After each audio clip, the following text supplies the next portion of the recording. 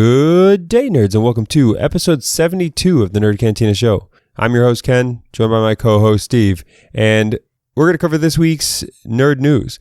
In entertainment talk, we've got some brief topics in streaming news as well as gaming, and then we'll jump over to tech, where we've got some space news with the first launch for the Space Force, and then a lot of news in tech and hacking. We're going to go ahead and get started. Calling back all nerds. Nerds!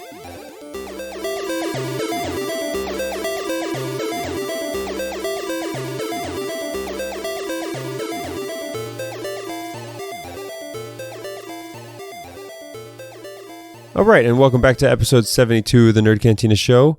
And this episode, somewhere in the last week since the last episode to this episode, we have eclipsed our 1 year anniversary as the Nerd Cantina Show here. Insert crowd cheering noise sound effect. Yeah. You'd think we'd figure out how to do that within a year, but Nah. definitely not a priority of ours. It's been a fun year, though. I will say that. Like, I've had a lot of fun doing the show. Definitely the most I've ever talked to my brother in a year. At a very minimum, it's bolstered our sibling relationship here. You know, but yeah, it's been really fun. We've gotten some really great interviews and gotten to talk to people that you'd asked me 2 years ago, I never would have thought we'd have a networking relationship with, and some really good intellectual conversation. So just based on that alone, I'm considering all this last year a huge, in the win column. Yeah, I've been a big fan of what we've done. Specifically, you can talk about the different Cantina conversations. Hopefully we could build upon those even more going into the next year, getting just some more interesting topics and things that have just random conversations that we're having with individuals. And then, the community over at the nerdcantina.com/community, the Facebook group, and the fact that several of those people I talk to way more than my traditional friends and the people that I don't even know who any of these people are. And I don't know who these people are, but I have more conversations with more meaning, and some people that we've met through the podcast that have become genuine friends. Definitely a fan of the community we've established. Probably the biggest change over the last year for me. And from the feedback in the community, I think a lot of people are appreciative of the fact that we're able to keep people updated on a lot of the various nerd subjects, and not just in the typical entertainment genre, what's going on at Marvel, DC, Batsuit argument stuff, that we do bring a lot of the AI talk, a lot of the SpaceX, things like that. People want to know that stuff, but you get busy in your day and you don't seek it out as much as you'd like to. So for us to put it all in one location for everybody and just put it in layman's terms, I think I've gotten from the feedback, a lot of people are appreciative of that, and that's kind of like our goal. Is we want to bring as much as this information to you as you can, and start conversations between our fellow nerd community. So we'll see where I guess now this year 2 is going to take the podcast. We're not stopping here yet. So. No, and we have aspirations. We'll see how life lets us tackle those aspirations. Plug the Patreon page, insert there. I was about to say the same thing. I was going to say, well, this is still a hobby of ours.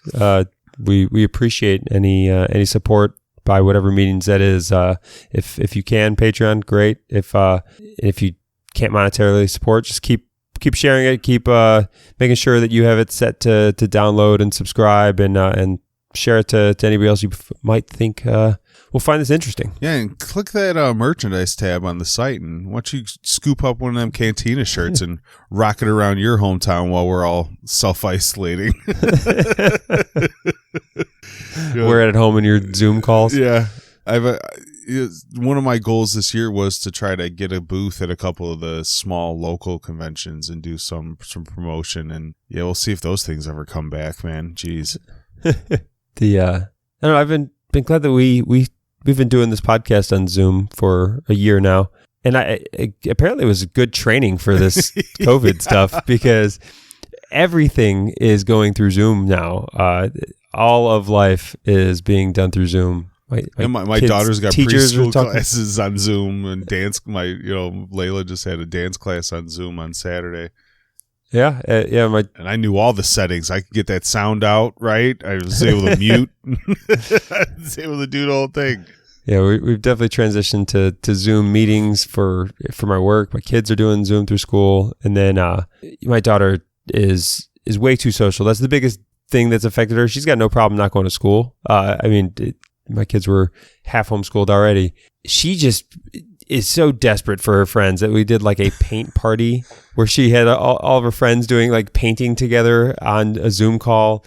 It's the social interaction has been lost, but Zoom's helped. So us having this here and having a pro account to be able to set all that up works. Yeah, I saw one of my friends shared a video of like all the cops hitting the streets and doing dances in the streets to entertain everyone locked in their house. And they all got out of these cop cars and started dancing to Baby Shark. I was like, are they stupid? Like, I'd just start shooting those motherfuckers from my window. And everyone's like, why would you shoot the cops? They're just trying to do something nice. I was like, do you realize how many parents have been locked in their house with their kids for 2 weeks? Yeah. Like they need to hear Baby Shark one more fucking time? You kidding me? You got to think all those like introverted cops are just telling these guys to stop this. Stop setting expectations. I'm going to dance and put on a show for people. I have CPD friends that are just like, sit your ass back in that car. Like my CPD friends are not getting out of the squad car in Inglewood to do the Dougie. Let's put it like that. Jesus. I mean, right. We're all going to go mad at some point here. Like we're going to start hitting like crazy YouTube trend status. Like we thought people were eating Tide Pods when they had full access to society. Okay, like the TikToks and challenges that are going to start coming from people being locked in their homes for the last month. I mean, it's going to get bad. People are going to get hurt and flood the hospitals. It's not going to be COVID that overwhelms the hospitals. It's going to be some, man, I don't even want to let my mind wander on what the next one could be. I don't know. I'm enjoying self-isolation here. I'm trying to figure out how I could structure my life to live like it's COVID all the time. So we'll see what I can pull off. But all right, let's get started on some actual entertainment news here. And this one I called it. Ben called it. Yeah, so first story here is we're just talking about this one specifically. It's a company called Kino, Marquee, that's doing direct online streaming, where you can watch movies directly to streaming. And in this certain one, this is for Arthouse theaters. This is for independent theaters playing independent movies, to where you can stream these independent movies that are no longer have the capability to do these releases, or they did like a limited release before all the theaters shut down. And you can watch them, and then you could choose which Arthouse theater you want to support. So you download it, and gives half the money to the website, to the company Kino Marquee that's putting this together, and then the other half will go to a theater you wish to support. So if there's like a local independent theater that you used to go to, maybe they're being supported by this website, and you can go ahead and still support them and watch these independent movies that the arts desperately still need people to pay tickets for it, and they're not going to survive like Universal and everybody else is going to. Yeah, I caught wind a while ago that there was a company looking to do a profit sharing motive with new releases. Like, there are a lot of parents that can't bring their kids to the theater that want to see the latest movie. I'm lucky enough to have a girlfriend to stay home with the kids when I go see my premiere movies after the kids go to bed. But some parents, they're ball and chained to their house with multiple kids. So to have a stay-at-home option is greatly needed for many families, but you don't want to see the theaters go under. It's a very kind of touchy subject, as we spoke last week. But yeah, if you're doing a profit sharing motive to where, look, I can still support my local theater, but I also get to have the convenience of watching a brand new movie in my home, I don't see who loses on this. Yeah, especially in the arts, especially on this side of the house. I think it makes a lot of sense for these independent films that really had such limited releases in the first place. I don't think they're missing out by offering people a $12 to view at home ticket.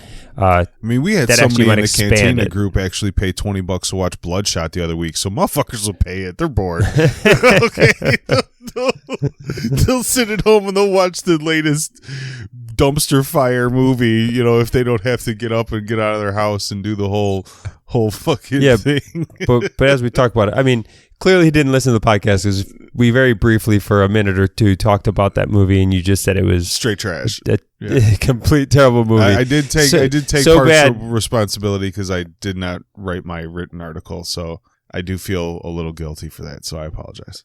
Yeah. So apparently he only reads the articles, and since you couldn't find it within yourself to endure another 30 minutes of that movie by writing about it, he therefore... You're giving me way too much credit on how long it takes me to write these articles. I'm just going off of how long it takes me to write anything. I definitely can't write, which is why I don't. But yeah, so... Definitely an interesting thing. I still don't see major movie studios allowing this to happen. I don't see this going. We'll see how long this keeps going. If they share the profits properly, they're going to blacklist some movies. So like an Endgame would be blacklisted, a Star Wars would be blacklisted. But why? There's a lot of movies that people know are not going to be successful. That they know are not going to be the $100 million weekend movies. So they might not do it opening weekend, but if you have an opening weekend that flops and you only make $15 million on the weekend, they might hit that eject button and put it for home viewing also then that next week to try to see if, well, maybe people just don't want to spend, $17 on a ticket, $10 for popcorn. It's $50-$60 to go see a movie and be comfortable the way you want to do it. If you could pop some microwave popcorn and watch it at home for half the price, people might watch that movie then. Yeah, so there was I'm trying to remember, was it Access Hollywood or whatever else does, they do like their roundtable discussions on YouTube, and they did one with all the directors before the Oscars this year, and they asked all the directors about if they felt that we were close to just having these stream at home with the success of Netflix and stuff. Scorsese was a part of that, who obviously directed The Irishman, that was straight to Netflix, or not straight to Netflix, had that limited theatrical release, and then opened up on Netflix. And they asked about that, and all the directors said, no, that's not happening. Like they maybe somewhere way down the road, but the only company that has been authorized to do it is called Red Carpet, redcarpethomecinema.com. And if you want to do it, if you're a baller, what it says on their website, it says no movie will ever release for less than a $500 rental fee. Like if you go to their FAQs and you look at the cost, they don't even give you the cost. It says that no movie will ever be priced below $500. And that's the only price it gives you on average. It's basically like just for like the uber rich who have a $150,000 movie theater in their basement. And that's exactly what it is. It says the average movie is between $1,500 and $3,000 to rent for a 2-time view over a 36-hour period. That's ridiculous.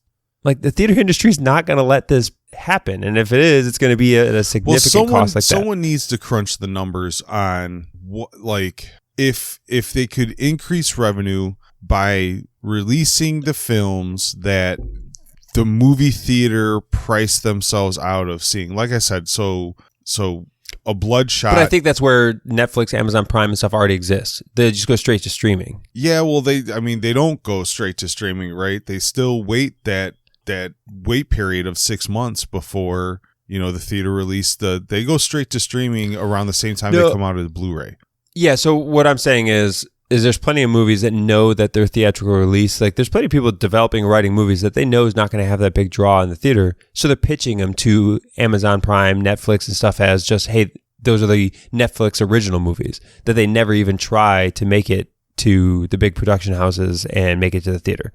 There's already a pretty big segment of movies now that never have a theatrical release. They don't even try it. I think we're just going to continue to see that. I do see somewhere in the future, the theater system is going to lose out, and they're going to have to come up with alternative delivery methods. And it just comes down to whether the studios themselves are going to respect their 100+ year relationship with the theaters, or they're just gonna say, "Oh, we've got our own way of delivering. We've got our own streaming services. We've got our own infrastructure to just deliver straight to consumers. Why do we owe you any profit share?" I don't know. Yeah, we'll see where it heads. It all boils down to optimizing profits, right? So wherever that number lies, that's where it's going to go. Yeah, I'd be curious to see where it goes, especially as long as we're recording this less than 24 hours. The movie theaters need the movies more than the movies need the theaters. Yeah, absolutely. That's what I'm saying. So we'll see what when Universal, who owns Peacock, is a part of NBC, which is a part of that Peacock streaming service. Are they really going to continue to pay a cut to the theater companies when they're just dumping these things as a pay model into their own premium service? Yeah, it all depends on how much they can charge on their streaming service, because you don't pay per movie, you pay monthly, and as long as the revenue, and that's the thing, is Netflix hides their numbers like crazy, so you don't know the profitability of releasing a movie on a Netflix. Like it's yet to be seen how it goes. On a side note, I did see one of my friends commented the other day. It was like, during this pandemic, I bet y'all wish you'd have went to the drive-through theater more so those motherfuckers didn't die out. We could all be locked in our cars, self-distancing, and still be able to catch a goddamn movie every once in a while. That's very true. No, I thought about it. I was like, wow, dude's right. Like, I went to a drive-in a few times over the last 2 weeks. Packed the whole family up and be like, let's get out of the fucking house, lock ourselves in a car, watch a movie. Yeah, I mean, yesterday it was announced, the federal recommendation or federal restrictions on for the isolation is extended until April 30th. So we're looking at a minimum that another month of this, so the movie companies, they're not opening anytime soon. And we're going to see what decisions are going to be made. I don't know. More and more movies are going to have to, it's no longer going to be just Trolls is the one that's going straight. There's going to be a lot of movies that are going to have no choice but to do a home-based release. Well, I don't even know how long society is going to be able to put up with this quarantine shit, especially with the lack of testing and stuff. We can't all just be assuming we have COVID and locking ourselves in our houses for 2-3 months. Shit's gonna go down eventually. I don't know. It's gonna go down eventually. People with me in Southern California and you in Chicago. Let's see what it looks like 2 weeks from now. Man, people in Chicago, but we've been locked in our house since fucking November. Okay, like this, we self isolate the minute it hits below 30 fucking degrees. It hits 75 degrees and sunny outside. You ain't keeping people off their motorcycles. You are not stopping people from going to these parks. Like, it's not gonna fucking happen. We've already been locked in our houses for months. And we only get 3 months, 4 months of nice fucking weather. You think we're going to COVID this motherfucking nice weather away? You crazy, man. You're fucking crazy. We'll see. People will be selling barbecue hot dogs on the streets. Like, I'm telling you right now. All right. The elote man going to be out there. Well, speaking of being stuck at home, we got some more entertainment stuff that relates here to COVID, in the sense that Forbes magazine reported that like the internet usage as a whole has gone up 70%. Streaming services are up significantly, and I think that's that's a natural. Everybody assumed it was going up, but by how much? Well, by Forbes reporting, they're saying in the last week it's gone up 70% compared to what is normal internet usage. And as a response to that, there's a lot of pressure on Netflix and everybody else to reduce their quality in order just to save the internet. I'm blaming Pornhub's free premium. Like, that's 30. That didn't help. No. Yeah, that didn't help. That's definitely 35% of that, I promise you. I still don't know how many people are signing up for that. Just because you still then... you still got to give them your email address. You still got to create an account. You got plenty of time to create a new Gmail. Yeah, you got to get a burner Pornhub Gmail. All I know is everybody I see on social media is dropping the heroes and capes memes. Like, they're loving that. But with all the internet usage, man, they have to throttle back a lot of these sites. YouTube is reducing to standard vision. The PSN network is dropping its speeds. We've already had some Xbox crashing. Like it's getting intense, man. We're clogging the pipes. Yeah, and you see kind of both sides of this, right? Like you said, YouTube reducing down to standard definition you've got these companies that are trying to drop their overall streaming speeds to reduce bandwidth, and then even Disney Plus reduced their streaming quality in certain countries. But at the same time, they also then increased or sped up their rollout of Disney Plus to a bunch of places across the world. Our brother in Germany just got it. Yeah, we reduced our speed, but at the same point in time, we just made it available to millions more people. So that has a negative effect, I'm sure, there, Disney. But you go get those subscription numbers up. That's fine.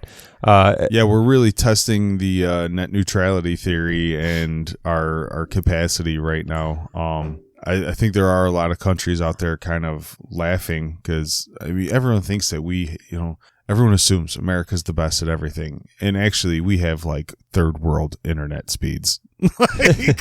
Seriously, especially, we live in major urban areas. So ours is good especially if you want to pay the absorbent amount of money for gig speed or fiber. But there are places in rural America that are fucking dying right now, just dying with the lack of internet. So I think this is really highlighting that issue too. And not a lot of people are talking about it. COVID takes the air out of the room, but we should look at this as an opportunity to look at some of our systems and infrastructures and use this as a stress test. This is a major stress test for our internet. Yeah, I think there's definitely approaches towards enhancing internet, and maybe this is more of a sell as we go into kind of the tech space later in the episode towards 5G and everything else to up our overall infrastructure on how do we increase speeds and increase. I want fiber. Access. I want fiber. Send my data. I still say no. Send my data with light happening. Signals. I don't like. Never happening. That's just not going to happen. But I think some of these other plans out there between 5G and satellite internet and stuff like that is where we're going to see this increased speed and access to everybody. But in the end, we see.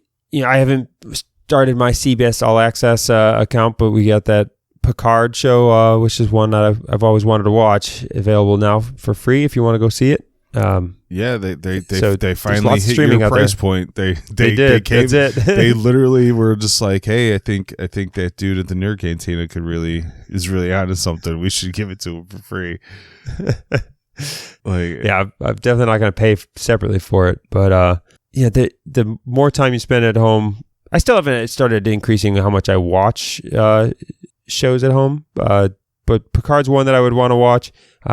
Same thing with Apple Plus keeps looking like they're coming out with more and more good content shows and things that I start to see going in that direction. I've only watched 2 shows on that whole streaming service. Yeah, I could only get into 2 so far. I know a few people who finished C and were like, man, that show was actually pretty good. And I was like, what the fuck? What the fuck were you watching, man? It was kind of out there. These blind people just be having battles and shit. It wasn't you're so desperate for entertainment right now that you could just shut off that part of your brain that is just none of this makes sense. Well, I sent you that screenshot from somebody on Twitter who said that C show had Rotten Tomatoes score of 86% audience score. It's 86% of the people who watched it thought it was good. This is where I tend to think, there's some bias in there in the sense that if you were foolish enough to start watching that show in the first place, you had low standards anyway. So of course you're going to give it I rating. Yeah, well, after watching the entire Tiger King series, I have now lowered the bar for the average intelligence of the Americans. I feel like I have to watch that damn show. You do. Because I can't get away from the fucking memes and everybody just talking about this stupid show. I knew nothing about it. The whole time I'm watching it, not just like the people involved in the show, but like the people that actually go to these cat parks and listen to them talk and everything. Like the entire time I'm watching it, the only thing that kept going through my head is these fucking people vote. These people vote. like, everyone's afraid of getting mauled by a tiger. I'm afraid of these people walking in a voting booth. Like these people fucking vote, man. Like this shit's scary. I might have to watch it. There's so many better things that have been made that people have put time and effort into creating shows out there. Better's a subjective word. Like better in some aspects, but you're not going to get a more entertaining docuseries. Really? Like, all right, it's like, all right. For anybody else who's on the fence with watching this stupid Tiger King, all right, maybe Steve sold us. I don't know. I probably will watch it just because sometimes you just don't like being left out. Yeah, no. The meme game is so strong on Tiger. 90% of all memes yesterday. I don't understand how you see coming a out picture on of Tiger these King. dudes and you're not just like, all right, I'm gonna hit play. Like, all right, I'm gonna hit play. Especially if you've seen somebody share one of his country music videos. Like, man, hit play. Like, continue watching. Oh no, I haven't seen those yet.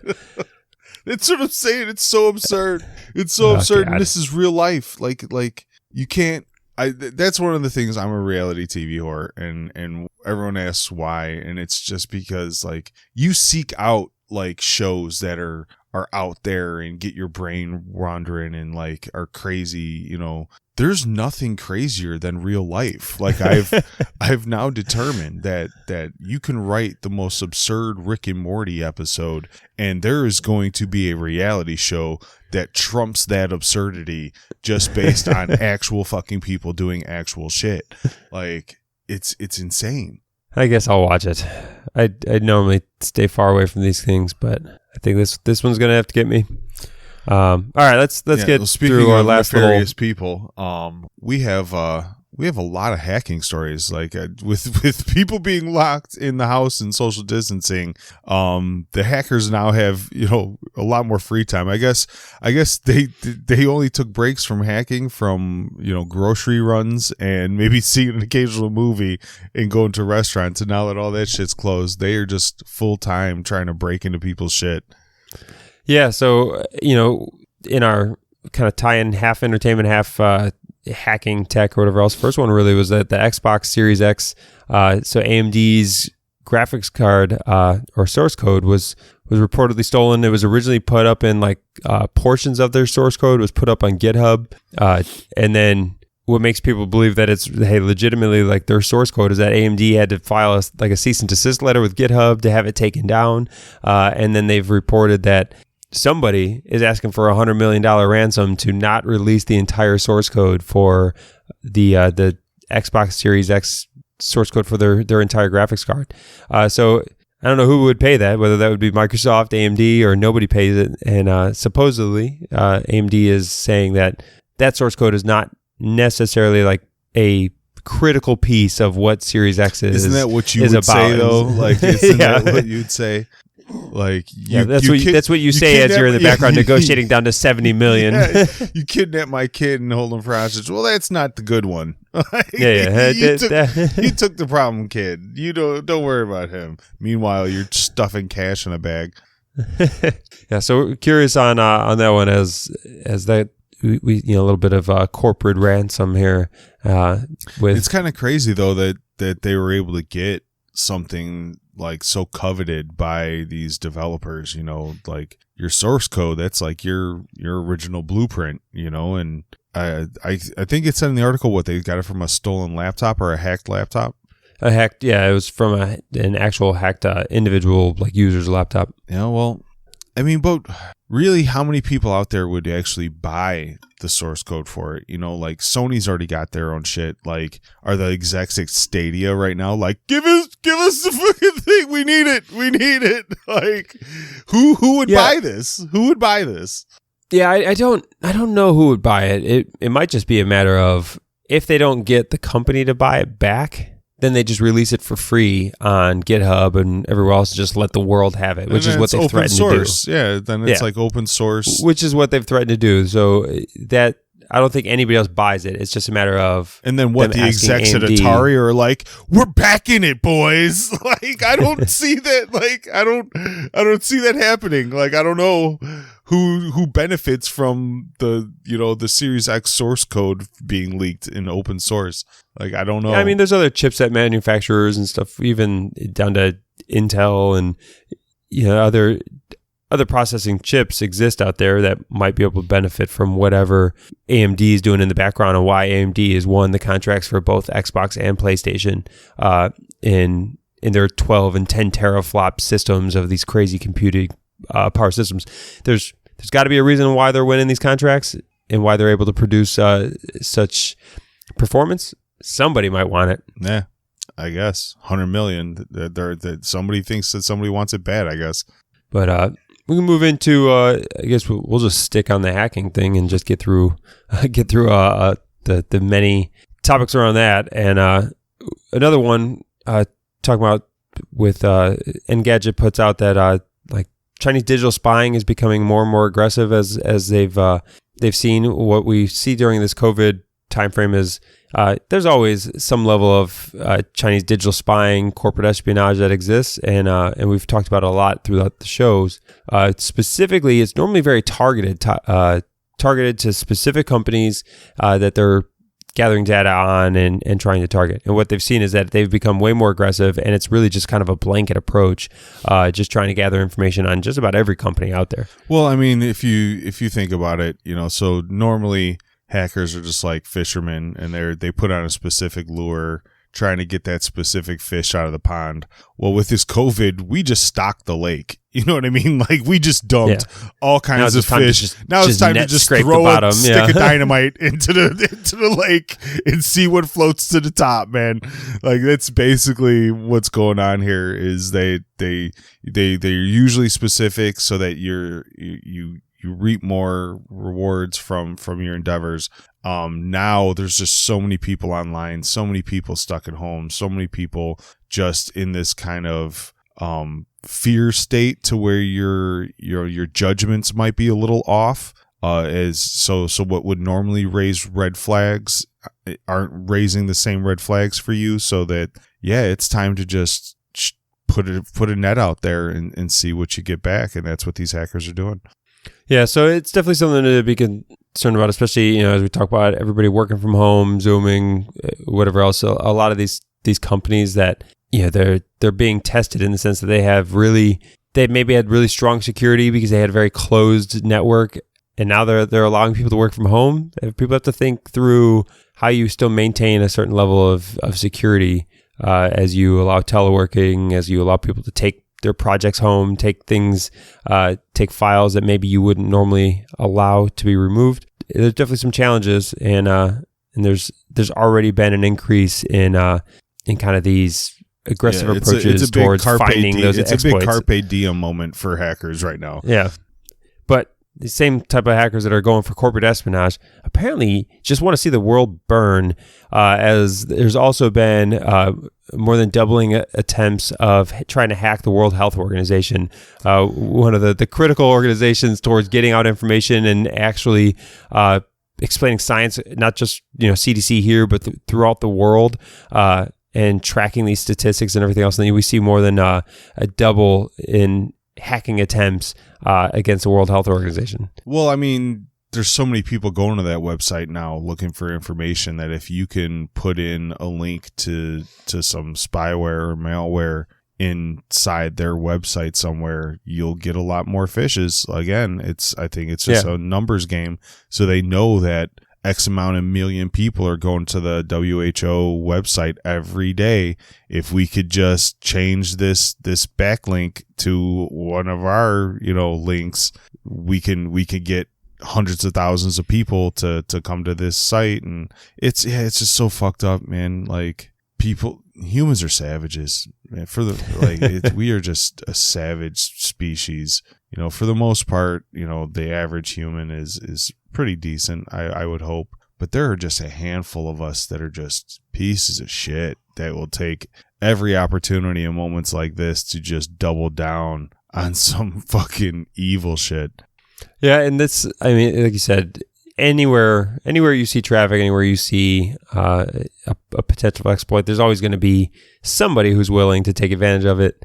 And that's what you're seeing here. And it's definitely more than one person who's trying to take advantage of it, as they've seen, a significant rise in cyber attacks during this time frame. But maybe a good news story, I don't know, is the next hacking story that we look at is Google has confirmed in this last week that 40,000 nation-state cyber attack warnings have been issued by Google's division that tracks these things. And you may think 40,000 nation-states, so this is government-sponsored hacking or cyber attacks taking place, that is dire. That is a lot. Truth is, that's actually down. That's down a pretty good amount from 2018 stats. So we're actually improving from Google's threat analysis group is stating that 40,000. It sounds like a lot, but that's 40,000 across 2019, and that's less than what was in 2018. And at least we're catching them, right? Like it's what scares you. Well, like you got to think: Are we just catching more, like, so that they're not attempting as many? Or, so say we had like 60,000, what'd you say we had in 2018? I don't remember the number, might have been buried in that article somewhere. So say we had 60,000 in 2018, we got 40,000 in 2019. Did that just mean 20,000 of them got better? Didn't get caught? I don't know how to read this information right now, like are bad people just trying less, or are bad people just getting really good at what they're doing now and we're not catching as many? I imagine it's possible. Probably not. They're probably still getting caught or identified. It's just a matter of do they get caught before they gain the information. I'd like to know how many of these 40,000 you think Google caught are from the U.S.? I mean, there's definitely some nation-state hacking that originates from the U.S. Oh, yeah. I mean, that's going to be the major players, right? You're going to have China, Russia, the United States, Israel, Korea's, like those everybody's, they're just going to be, it's. Or is Google only looking at external threats to the U.S.? I feel like I'm in that Spider-Man meme right now where everyone's just pointing at each other. Mm-hmm. Like, it was him. Like, no, it's all you motherfuckers. It's all you. But I don't know, man. It's the fact that governments are, you expect malicious, profiteering humans to be like this. But the fact that big governments with unlimited resources and all kinds of crazy motives are doing this on such a large scale also, it's kind of scary, man. Yeah. I mean, it is, and we talk a lot about these different hacking attempts, whether it's Russia, China, or whatever else is going on. To hear that there's 40,000, to put a number to it, and we know that there's millions of hacking attempts on the consumer side, on the corporate side, but even 40,000 that have been definitively linked back to a government to serve some level of government espionage type purpose. That still that's still a lot. That's probably more than I would attribute to. But it just shows really where the priorities are in these nations that, while it sounds like a lot, we don't necessarily want to glorify it. At the same point, I know the U.S. is doing it and I'm good with it.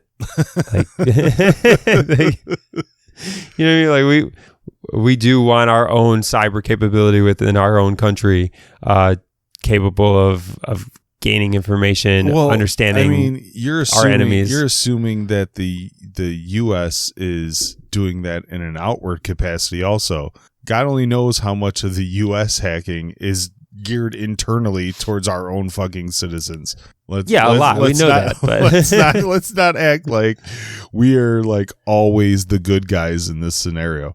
No, I'm definitely not saying that. I'm talking about in these nation state capabilities. Like, we don't want to not hack into other systems.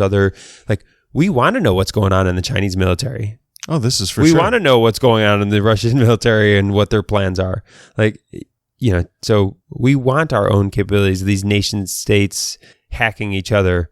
to gain information. So it's definitely something that internally we want to see happening. We don't want to hear about other countries doing it to us, but it's definitely something we benefit from. So I don't know, double-edged sword there, I guess. Yeah. I think that's it for our hacking segment. Like, there's a lot of roll through some updates in hacker world. A lot of coding. All just to say that, there is no hacking chill during a pandemic. No, none. Viruses everywhere.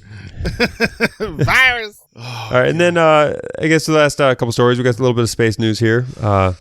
First one for space news is we get the very first ever launch of a Space Force. Space Force has now made it to space for the first time, as they had launched this week their first actual successful mission, where you get to see an actual Space Force logo on a rocket that launched up into space, and it's a ultra high frequency communication satellites is what they launched this week. It makes me wonder if, like, back in the day when the Navy launched their first boat, if anybody cared.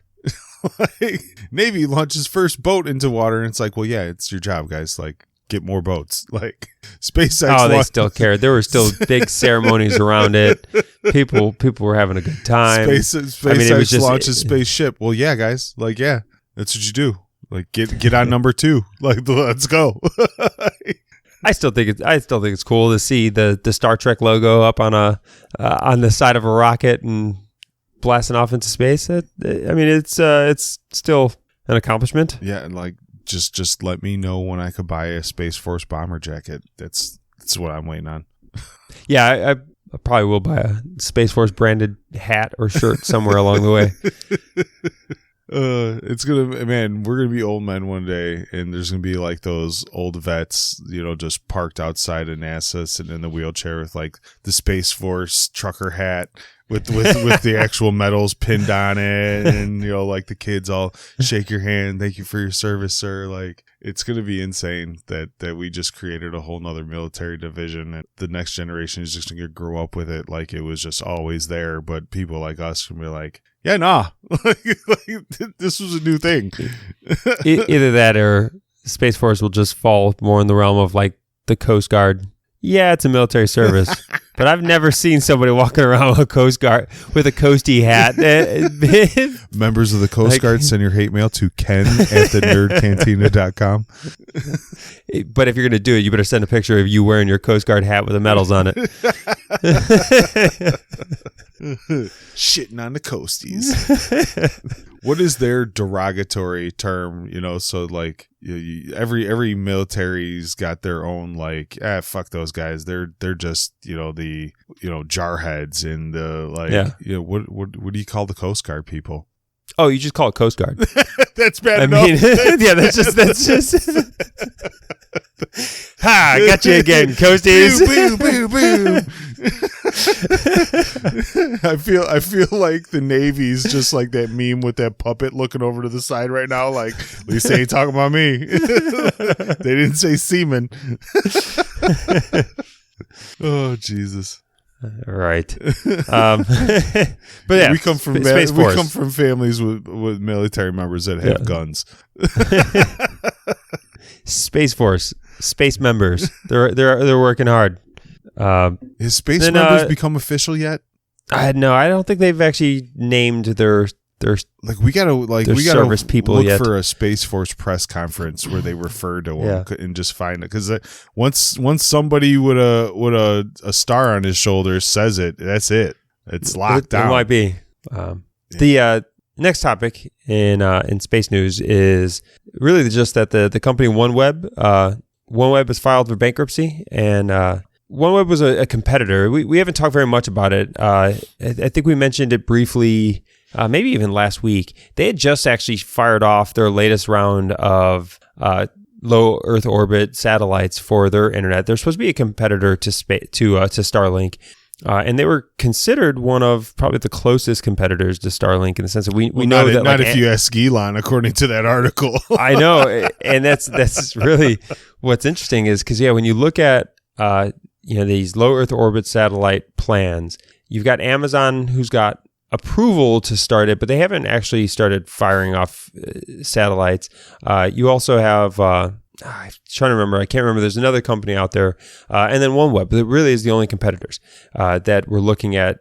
But OneWeb was the only one that actually had functioning satellites out in space currently, and they've been in talks to do this and have plans for this beyond where Starlink started. And OneWeb is now filed for bankruptcy as they lost their biggest investor, and SoftBank is no longer going to invest in it, which SoftBank's already invested $2 billion. OneWeb's trying to raise more money, as this stuff's not cheap in order to establish that satellite network that you would need to become profitable. Like, they have no choice but to continue raising money until they can start selling internet. Well, and part of the crazy thing about this story is that they were able to raise more money, but the CEO was just like, yeah, nah, we'd rather file bankruptcy, which is, I'm not too versed in the corporate economics. I don't know. And this is one of those things, just because they filed for bankruptcy doesn't mean that they're dead. No. It doesn't mean that the company is not going to still provide internet somewhere down the road. You could do it seven times and still become president.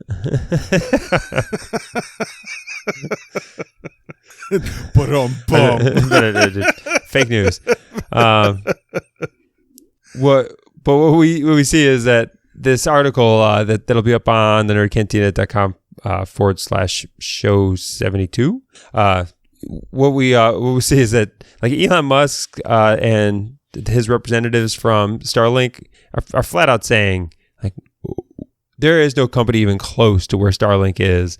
Nobody is going to have even anywhere near the capability that they're going to have. It talks about how they are per satellite launch. Starlink is 17 times greater than what a single satellite of OneWeb is doing, and they've got way more satellites out there than OneWeb. Well, and they also said their only financial goal at this point right now is to just not go bankrupt. Yeah. They're just like, yeah, we got all these aspirations for tech, but as far as making money, right now our goal is just to not be like that guy. And then you get, like, the SpaceX representative that, like, is quoted saying that if you're thinking about investing in OneWeb, I would recommend strongly against it. They fooled some people who are going to be pretty disappointed in the near term. Like, this is that's just like corporate shit talking. Like, it is like drop your TED Talk mic and walk. And I think this is when you're dealing with anything this innovative in space, and part of the problem being that, before you could ever get to, not even profitable, but before you could even ever get to a minimum viable, like, product to start selling to people, to actually start selling internet, it costs billions of dollars and hundreds of satellites that need to be in the sky. Like, if you're an investor, you've got to be in this for billions and for the long haul, which means you got to put a lot of faith in these companies. And which, again, puts a quantifiable number to how much money is in the world that you just can't understand. Yeah. Like, you just can't understand how somebody would be like, yeah, I got $100 million for an idea, and I will probably just lose this $100 million, but it's all right, because if I do win on that $100 million, it will be in a number that is just unquantifiable. So, like, here, take $100 million that could solve world hunger in a bunch of small countries, build schools to educate the third world. Like there's so much $100 million could do, and they're just people out there throwing it in the air, hoping, like, not even knowing, just hoping it comes back to them. That shit's insane. That's insane. I'm trying to get a small business loan, and it's like pulling goddamn teeth. And there's only 5 numbers involved in that. Well, I mean, we see with SoftBank, they were willing to throw in $2 billion in the first in what they've invested before. That's ridiculous. And then what's the telling sign is that after being $2 billion, they're even considering the fact that they're not pot committed at this point in time. They're willing to allow, because that's part of the thing, is that in order for OneWeb to go bankrupt, SoftBank has to allow it to happen. They have to say that we're not going to invest anymore. That's fine. You can go bankrupt. We're okay with losing the $2 billion off the books. And that's what they've done this week. Is SoftBank has said, "Yep, we will allow you to file for bankruptcy because we're no longer investing in your next round of capital. But that's what I don't understand. Do they keep the shares that they have? So if they end up getting this thing up and running, I just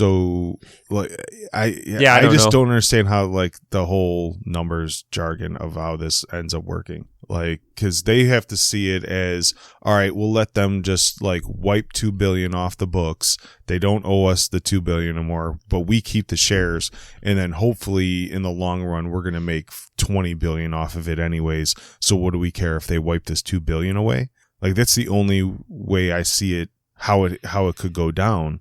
Yeah, I have no idea. And then how do they do another round of investors, because they need money to launch more satellites? So now they just say, well, look, our evaluation was too high. We wiped the books. We only need donations of X amount of dollars for this amount of shares, so people get a better value. And then the banks value their shares are now deflated. So this is what I mean. Fuck the stock market. They're going to just get bought up by which big player's not in satellite internet right now? They're going to get bought up by Facebook. We know Amazon's got Kuiper, the Kuiper network, their satellite internet. SpaceX and Elon Musk has, Starlink. I don't think Facebook's in the satellite internet game. They're just going to buy them up. They'll buy up those 74 satellites that are floating around right now. Google, one of the big four. We know Amazon's already in it. We know Tesla's already in it. Google, Facebook, sure, why not? $2 billion? That's an easy day for them. Yeah, no shit. Ugh, man, these numbers just make my stomach churn. They make my stomach churn. Really does. As we're all as we're dropping $2 trillion stimuluses on the country, and people are just throwing billions at ideas, and us little guys, you just wonder how does this all work? How does this all work? I'm trying to scrounge up $1,000 to start a 401k since the market tanked. I have my opening round. Anybody wants to toss me some money? I have my opening round of investors. All right. Look, if you came here looking for financial intelligence here, you came to the wrong podcast. The wrong motherfucking podcast. There are plenty of podcasts that will tell you where you should be investing your money. Me, put in your fucking pillow. Buy gold bars and bury them in the backyard. Or right now, just invest in toilet paper. I'm buying Charmin stock like crazy. Oh, God. All right. Well, crazy. I think that's a week in. That's a week in our crazy world here. Yeah, shit's all upside down, folks. We're just trying to jumble through it and do our best. Yeah, we'll see where things continue to shape out as we continue to cap this out, as we're looking at probably another long month or two of little going on in the entertainment world. Everything kind of shut down, and kind of these weird stories that are coming out of the current state of affairs in as it's not just the U.S. but the developed world is at a standstill. And if you're listening to this show, we do appreciate it, because we know that podcasting numbers are down all over the world, seeing that people aren't driving to work, and that's where a majority of podcast listeners listen to the show. So if you're actually in your kitchen right now or in your office listening to the show, we do want to give you an extra thanks for keeping up with us during these extra weird times. Yeah, for sure. And again, thanks for being a part of our first year of the podcast, whether this was episode number 1 for you or 72. Either way, we appreciate you being a part of this first year-long experiment into the Nerd Cantina. And with that said, I think we'll see you next week, folks. All right. Talk to you later, nerds.